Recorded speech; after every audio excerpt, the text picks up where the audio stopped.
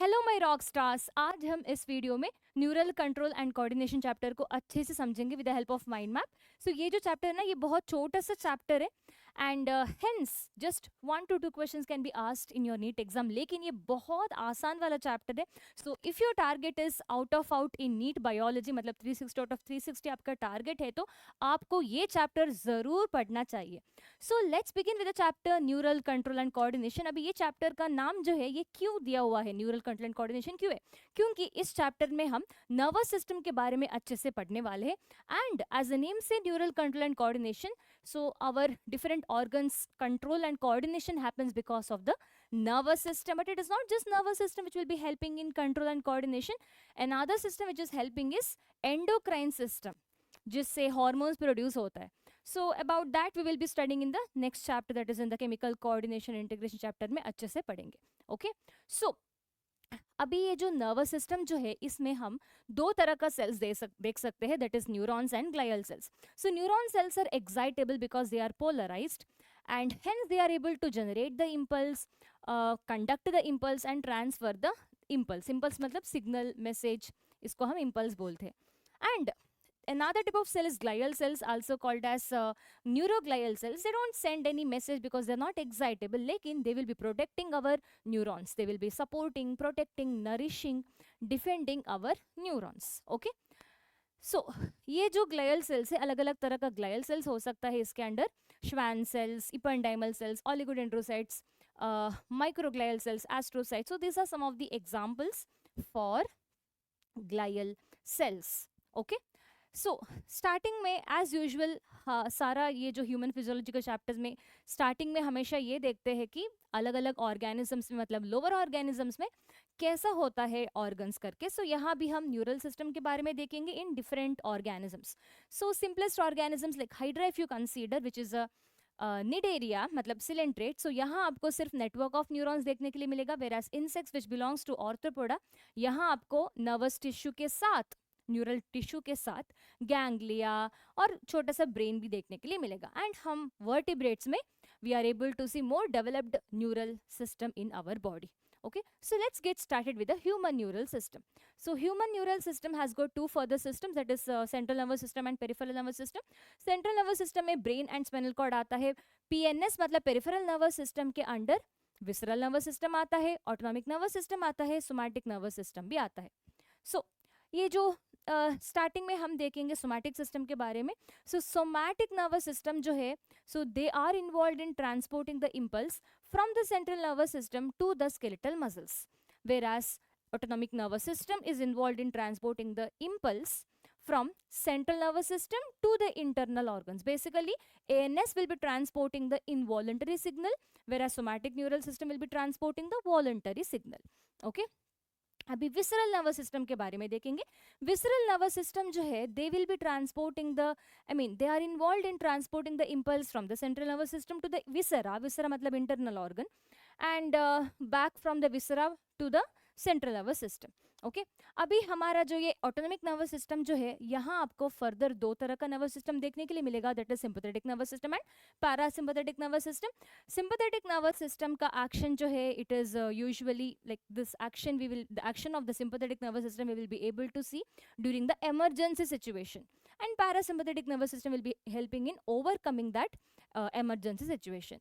And now we will be seeing the different type of neurons, nerves which is found in the peripheral nervous system. Peripheral nervous system में आपको दो तरह का nerves देखने के लिए मिलेगा, that is cranial nerves which is originated from the cranium, that is brain. Spinal nerves which will be originating from the spinal cord. So there are around 12 pairs of cranial nerves that we have, 31 pairs of spinal nerves हमारे body में होता है।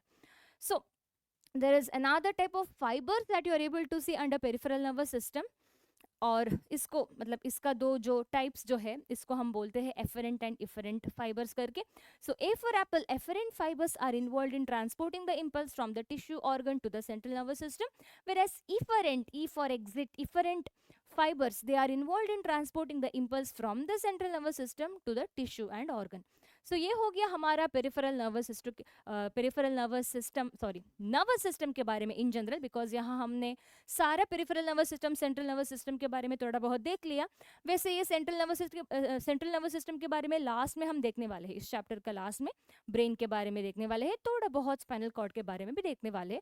वैसे year और eyes जो है ये topic delete किया हुआ है एनसीईआरटी से, इवन नीट का सिलेबस में भी ये नहीं है, so we won't be studying about those topics. Okay, so now let's get started with the neuron. Neuron के बारे में अच्छे से समझने का कोशिश करेंगे। सो न्यूरॉन में होता है 3 parts, that is dendrite, cell body, axon. We will start with the cell body. Cell body, as the name says, cell जैसे दिखने वाला structure है ये, which will be having cytoplasm, also called as neuroplasm. They will be having most of the organelles. They will be having cell membrane, that is neurolemma. They will also have Nissl granules. Nissl granules are made up of ribosomes and rough endoplasmic reticulum. And next part is dendrite. Short branches that you're able to see on the cell body is dendrite. Basically ये क्या करता है? Dendrite will be taking the message, impulse from the neuron which is present before, and they will be transporting this message या impulse या signal to the cell body. Okay, फिर cell body आगे axon को message को send करता है. So dendrites are short fibers projecting from the cell body, as you can see. They too have got neurolemma, neuroplasm, and they will also have Nissl granules. Okay, and they will be transporting the impulse from the neuron to the cell body. And last part जो है ये है, that is axon, which is the long fiber, and distal end मतलब last end जो है axon का, they are branched, and they will also have neurolemma, and each branch is going to end with a synaptic knob, which will be having synaptic vesicles inside, and synaptic vesicles के अंदर होता है neurotransmitter. So let's have a look at the synaptic knob and its vesicles. So ये है axonal terminal का जो synaptic knob करके हमने अभी बोला ना, the branches that you are able to see in the axon. So ये जो छोटा सा structure आपको यहाँ देखने के लिए मिल रहा है, ये synaptic knob है. इसके अंदर होता है synaptic vesicle. ये हो गया synaptic vesicle, और इसके अंदर होता है neurotransmitters. There are different types of neurotransmitters, acetylcholine, GABA, dopamine. So ये सारा neurotransmitters है. Okay, so यहाँ हम न्यूरॉन के बारे में देखा. And there are 2 type of junction, मतलब एक न्यूरॉन के बाद दूसरा न्यूरॉन हो सकता है, वरना दूसरा मसल सेल या मसल फाइबर हो सकता है. मतलब एक न्यूरॉन के बाद दूसरा न्यूरॉन हो सकता है, वरना आपको मसल टिश्यू देखने के लिए मिलेगा. So if there is a muscle fiber after a neuron, the junction between the muscle fiber and the axonal terminal is called as neuromuscular junction. Okay, so आप देख सकते हैं vesicles के अंदर जो ये जो neurotransmitters होता है ना, so they would be released into the neuromuscular junction. Okay, so वैसे ही यहाँ impulse यहाँ तक transport जब हो जाएगा, तब आपको ये vesicles move होते हुए दिखेगा. And these vesicles are going to fuse with the plasma membrane of the synaptic knob, and they will be releasing this neurotransmitters. And ये जो neurotransmitters जो है, which is in the neuromuscular junction now, जब ये neurotransmitters आके यहाँ जो receptors देख रहे हैं ना muscle fiber के ऊपर, जब ये receptor के ऊपर आ जाएगा जब ये neurotransmitter, तब आपको कुछ यहाँ changes देखने के लिए मिलेगा inside the muscle cell. और इसके वजह से क्या होता है, इसके वजह से सार्कोप्लास्मिक रेटिकुलम जो है, it will be releasing the calcium ions, और अभी ये कैल्शियम आयोन्स के वजह से मसल कॉन्ट्रैक्शन होता है. सो हमें पता है after a neuron there can be another neuron. अभी ऐसा वाला जब जंक्शन आता है, that is between the two neuron, when there is a junction, now this junction is called as synapse. Okay, ये सिनैप्स के बारे में हम बाद में देखेंगे. सो नेक्स्ट न्यूरॉन का जो डेंड्राइट है, यहाँ रिसेप्टर्स होता है, so which will be collecting the neurotransmitters from the previous neuron. Okay, so this is about the different types of junction.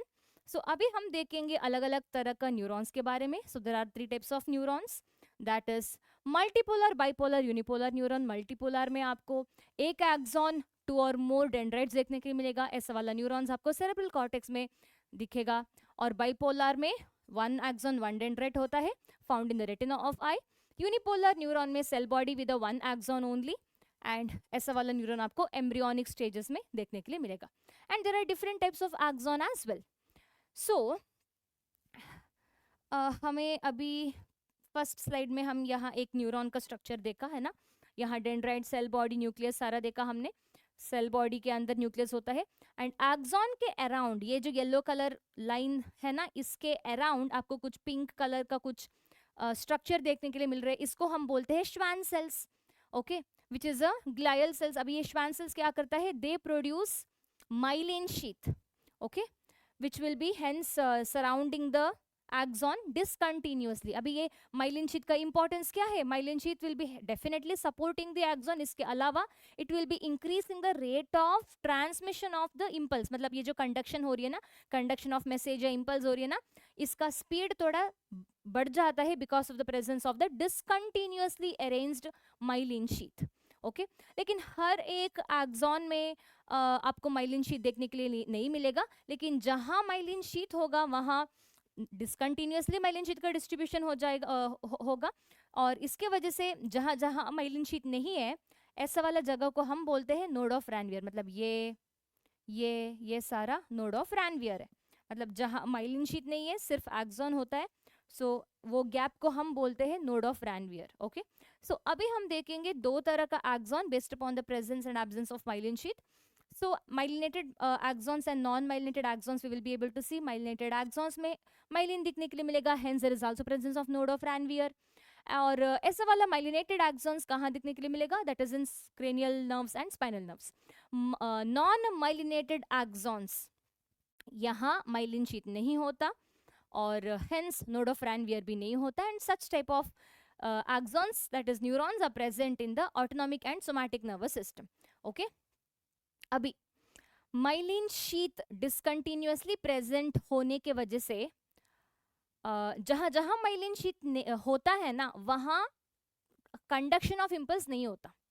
Okay, और इसके वजह से एक्सॉन में इम्पल्स कैसे ट्रांसमिट होता है, देखो मानो यहाँ माइलिन शीथ नहीं है, impulse will be transmitted like this only. Okay, लेकिन आपको यहाँ माइलिन शीथ देखने के लिए मिलेगा, डिसकंटिन्यूअसली अरेंज्ड माइलिन शीथ. इसके वजह से इम्पल्स ट्रांसमिशन ऐसा होता है, जहाँ माइलिन शीथ है वहाँ ये जो कंडक्शन ऑफ इम्पल्स नहीं होता. जहाँ माइलिन शीथ है वहाँ कंडक्शन ऑफ इम्पल्स नहीं होता. जहाँ नहीं है माइलिन शीथ वहीं सिर्फ इम्पल्स का कंडक्शन आपको दिखने के लिए मिलेगा.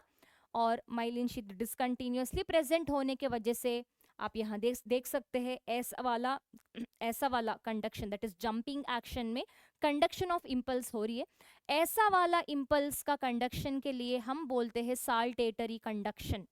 ओके, साल्टेटरी मतलब साल्ट नहीं, जंप को बोलते हैं saltatory. So saltatory conduction of nerve impulse will be happening because of the discontinuous distribution of the myelin sheath in the axon.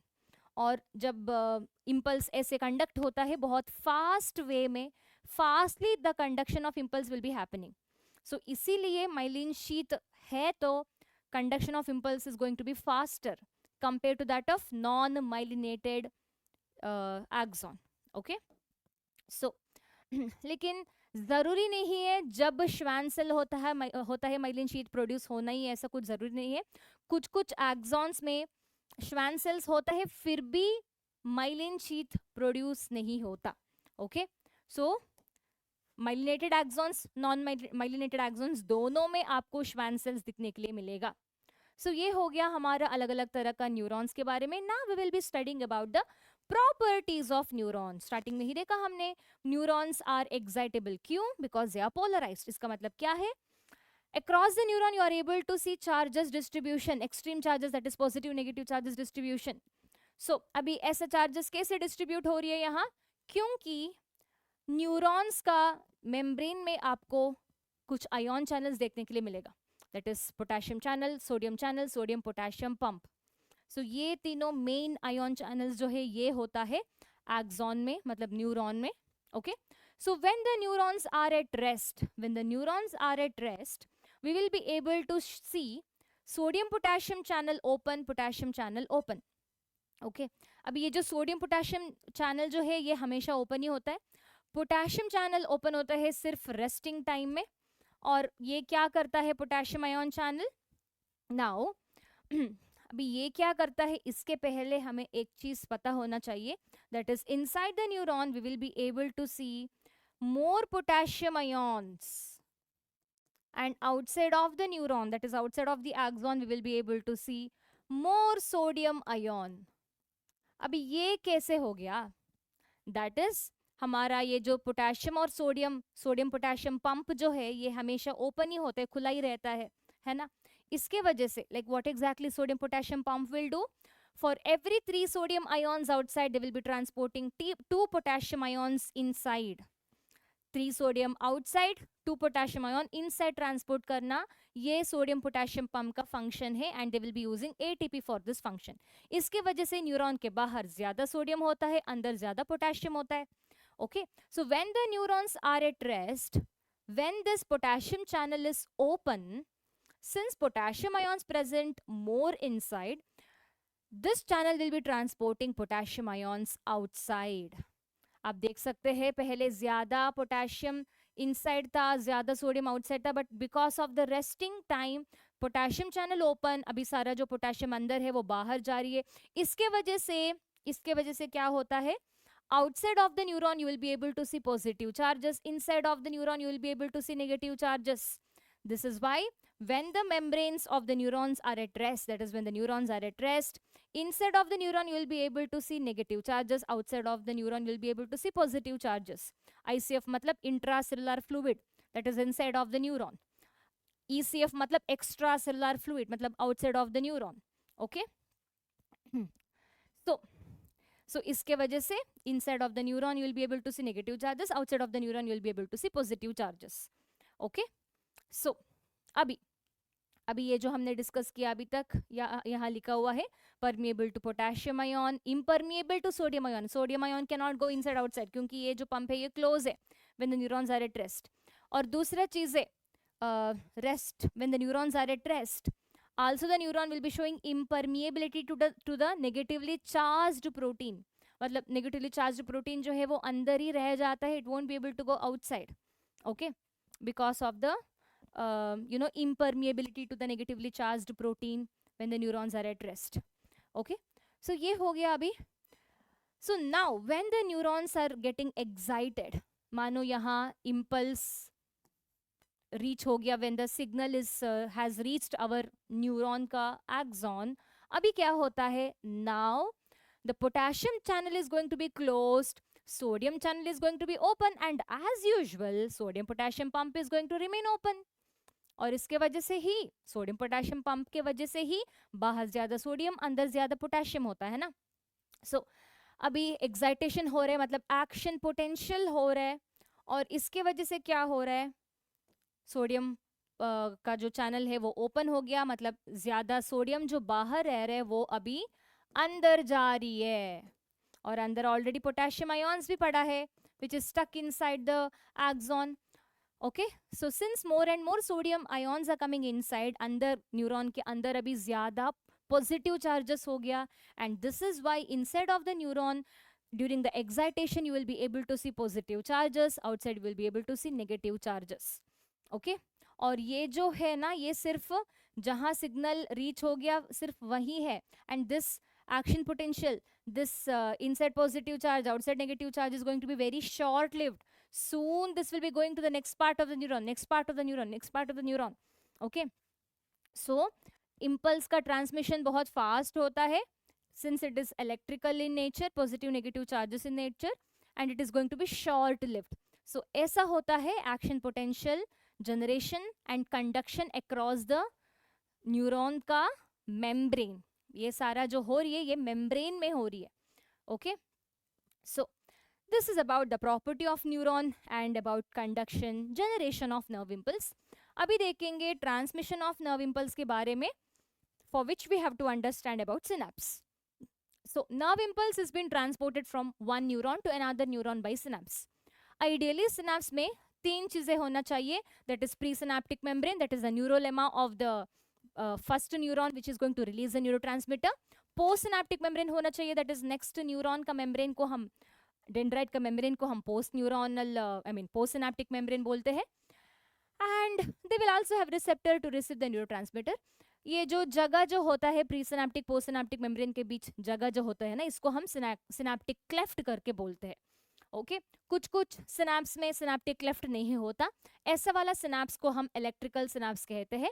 And whenever there is a electrical synapse में, in electrical synapse synaptic cleft is absent. In chemical synapse the synaptic cleft is present. So first हम पढ़ेंगे chemical synapse के बारे में अच्छे से. So impulse arrives at the axonal terminal first. जैसे ही मैं फर्स्ट एक्सप्लेन करूंगी, जैसे ही ये जो impulse जो है, as in when the impulse reaches axonal terminal, what happens? It is making the synaptic vesicles to move towards the end of the axonal terminal. और इसके वजह से ये synaptic vesicles जो है ये आके फ्यूज करता है. So it is fusing with the synaptic membrane का जो synaptic knob का membrane जो है वहाँ आके फ्यूज कर रहा है. So यहाँ दो steps इसके बारे में लिखा हुआ है. Impulse arrives at the axonal terminal. It will be stimulating the movement of the synaptic vesicle towards the membrane of the neuron. Synaptic vesicles will be fusing with the membrane of the neuron. And then what happens? Neurotransmitters will be released into synaptic cleft. और यहाँ जो synaptic cleft के अंदर अभी जो neurotransmitter है, what they will do? They will be fusing with the receptor which is present in the next neuron का membrane, that is postsynaptic membrane में जो receptor होता है वहाँ आके fuse करता है. So what exactly releasing the neurotransmitter? Presynaptic membrane. What is receiving the neurotransmitter? Postsynaptic membrane. So अभी क्या हो जाएगा, हमारा जो next neuron है dendrite जो है, next neuron का dendrite जो है, अभी यहाँ नया action potential यहाँ generate हो जाएगा. And this action potential, that is this signal, this impulse is going to be either inhibitory or excitatory. That is depending on the neurotransmitter. Either neurotransmitter can excite the next neuron or it can cause the stopping of the signal in the next neuron. Okay, so ये हो गया chemical synapse के बारे में. Electrical synapse के बारे में quickly देखेंगे, बेसिकली डिफरेंसेस को देखेंगे. इलेक्ट्रिकल सिनेप्स में सिनेप्टिक क्लेफ्ट नहीं होता, यहाँ होता है. फ्लूइड फील्ड सिनेप्टिक क्लेफ्ट यहाँ होता है केमिकल सिनेप्स में. इलेक्ट्रिकल सिनेप्स में दो मेम्ब्रेन जो है ना, post synaptic pre synaptic membrane, ये दोनों मेम्ब्रेन के बीच में जगह ही नहीं होता. They are present very closely. Okay, यहाँ जगह होता है, सिनेप्टिक क्लेफ्ट होता है, सो जगह होता है. Neurotransmitters are not involved over here. Here it is involved, and here the impulse is going to be very faster क्योंकि electrical synapse है ना, इसलिए fastly impulse transmit होता है. यहाँ थोड़ा slow होता है. And this is going to be quite rare, लेकिन chemical synapse हमारे body में ज़्यादा होता है. Transmission of impulse by electrical synapse is going to be very similar to that of how the conduction is happening across the axon. Axon के through कैसे ये charges flow होता है, कंडक्ट होता है, सिमिलरली यहाँ भी इलेक्ट्रिकल सिनेप्स में भी दो न्यूरॉन के बीच में सिमिलर एक्शन होता है. लेकिन यहाँ हमारा केमिकल सिनेप्स में चीजें अलग है, with the help of neurotransmitter which is chemical, hence the name chemical synapse. So ये हो गया हमारा ट्रांसमिशन ऑफ नर्व इम्पल्स के बारे में. अभी देखेंगे central nervous system, that is about brain and spinal cord. Spinal cord के बारे में ज्यादा नहीं है, मतलब डिलीट किया हुआ है.